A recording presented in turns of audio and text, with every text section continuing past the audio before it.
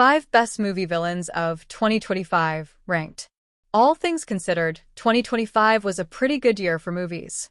Since a great film is all the greater with the right villain, that leaves us plenty of options to choose the best bad guys of 2025 cinema. In narrowing it down to the top 5, we must set the criteria for a great villain and ask the right questions. Compiling the best movie villains of 2025 is a villain worthy of inclusion because their actor delivered an unforgettable performance.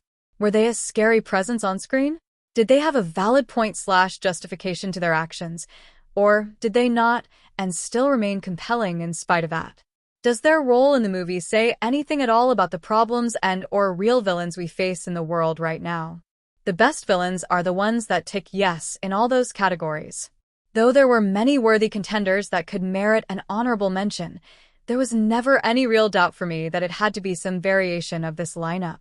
5. Lex Luthor, Superman.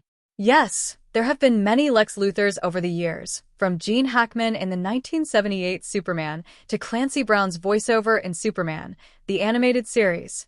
Yet, already, Nicholas Holt's Lex Luthor from James Gunn's Superman feels like one of the best. Superman has been praised for finally getting the titular hero, David Corenswet, back on track in theaters, but the movie accomplishes the same for Lex. Unlike the often buffoonish cinematic Luthors of days past, Holt's Lex never forgets to be devious first and foremost. The Lex Luthor of the comics has finally made it to the big screen because Superman runs the gamut of all the types of evildoer Lex has ever been: twisted scientist, billionaire businessman, and a plain old hater. There's a tragedy to Lex too, though one entirely of his own making.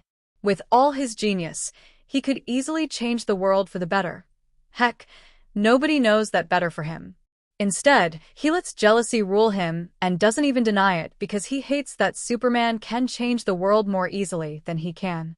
"My envy is a calling," Lex declares, saying that only by destroying Superman can he save humanity from its own docility and mediocrity.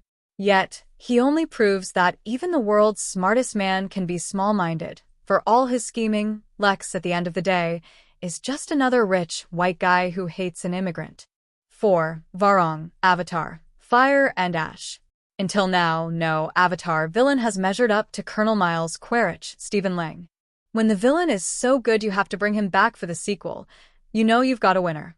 But with the third Avatar film, Fire and Ash, writer-director James Cameron has finally found an equal for Quaritch. Fire and Ash features a new tribe of Nausicaa, the Menquan, led by the witch Varong, Una Chaplin. A brutal leader who fights with her soldiers on the front lines, Varong has a past of hardship. Her village was destroyed in a volcanic eruption. But out of fire, new life can emerge, and Varong has rebuilt her people up stronger and harsher than before. Unlike other Nausicaa, Varong shows the ability to control other Pandora and life by interfacing her Kuru with theirs. Not that she needs it to get Quaritch on her side. The Colonel is drawn to her power and will, just as Varong is enchanted by the power of guns that create instant death. Varong alone turns this Avatar into the kinkiest, most sexually charged blockbuster of 2025. Even if you can't get behind Varong ideologically, you can still definitely understand how she sways people to fight for her. Fire and Ash never comes more alive than the scene when Varong dozes Quaritch. She's brought him to his knees, but they're seducing each other. The camera itself frames the scene from Quaritch's lower POV, as if itself is in awe of Varong's dominant power. The VFX of the Avatar films have been praised to Pandora and back, but the way the motion capture preserves Chaplin's playful, sinister smirk on Varong's face might be the best work yet. 3. Colonel Stephen Lockjaw, One Battle After Another. The best movies of 2025 shut down any argument that art isn't political, and there was hardly a more political movie last year than Paul Thomas Anderson's One Battle After Another. The heroes of the movie are literally leftist revolutionaries, and so the only appropriate villain is an arch reactionary. Enter Colonel Stephen J. Lockjaw Sean Penn, a bumbling, anti-charismatic, and deeply racist soldier working in immigration enforcement. Penn's performance, playing a character built to inspire only mockery and scorn, is a courageous one. But One Battle After Another remembers that clownish weirdos like Lockjaw can still be dangerous. Just ask the French 75, the revolutionary group who he hunts down and, in some cases, personally murders. The Colonel wants to join the Christmas Adventurers Club, a cabal of powerful white supremacists.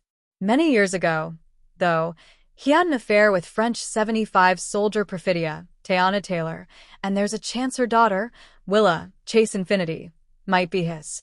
Tainting his purity, like that will prevent him becoming a Christmas adventurer, so Lockjaw sets out to erase the evidence. Yet, given his goals, Lockjaw's doggedness only makes him more pathetic in the end. If there's another villain Lockjaw reminds me of, it's Claude Frollo from The Hunchback of Notre Dame, a bigot who lusts for a brown-skinned woman he deems inferior to him. Yet, the movie also shows a key way to defeat white supremacy is to mock it. Lockjaw trying to excuse his affair as being assaulted because the enemy saw the power of my mind and body and they desired it is all the more hilarious because who could desire him? 2. And Gladys, weapons. There's few villain archetypes better known than a wicked switch, and Weapons may have delivered one of the best cinematic witches since Margaret Hamilton starred in The Wizard of Oz. Introduced only halfway through Weapons, but with a presence felt from the beginning, Aunt Gladys Lily Amy Madigan steals the show. Director Zach Cregger has said the movie doesn't work without Madigan as Gladys, and he should know better than anyone. Gladys is introduced rather innocuously, strolling into Principal Marcus Miller's, Benedict Wong, office for a parent-teacher chat, but her aura says bad news right off. Her sweet old lady act, from her soft words to her toothy smile to her guilt-hiding laugh, is as fake as her clown-like makeup. That makeup, particularly the smeared red lipstick, mixed with Gladys' public wardrobe, from her huge glasses to her red wig to her grandma-like necklace and button-downs, are a triumph of costuming. She looks like a demon walking in a mummified corpse, trying and failing to project innocence. Weapons is set in the suburban town of Maybrook, Pennsylvania, which suffers a bizarre loss when 17 kids all run away from home one night. It's Gladys doing. Sick and dying, she's moved into the Lillis house and summoned, via voodoo dolls, the children to drain their life force. But if you think she's just desperate to survive, like a wolf that eats a helpless fawn, think again. The first on-screen demonstration of Gladys' power is when she binds Marcus to her will and makes him murder his husband via repeated headbutts. We're still pulling for Madigan to take home an Oscar for playing Gladys, but even if the Academy ignores her and Weapons, horror fans for years to come will not. 1. Remmick, Sinners. Ryan Coogler's Sinners is an absolutely remarkable work and the film of the year, so it's hard to single out just one thing it does great. Among its sea of accomplishments, it inscribed a new entry into the movie vampire pantheon. Remmick, Jack O'Connell. A ghoul who's come all the way from Ireland, Remmick starts building a vampire coven in 1930s Mississippi. He and his vampires lay siege to the opening night of the Smokestack Twins, Michael B. Jordan juke joint, but it's not just blood that Remmick seeks. He senses that young Sammy's, Miles Cotton, musical talent can transcend time itself, and he covets that talent. I want your stories, and I want your songs. And you're going to have mine, Remmick tells Sammy as he prepares to sire him with a vampire's bite. You will taste the sweet pain of death, and we will make beautiful music together.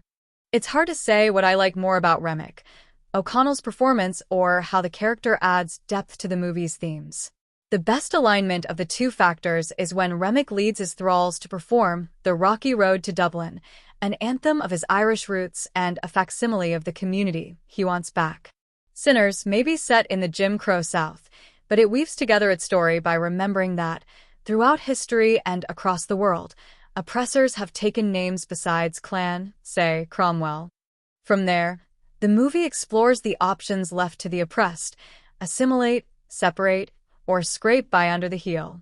Remmick has chosen the former, and, just as the men who stole his father's land forced Christianity onto him, now too does he try to bring another community under his will.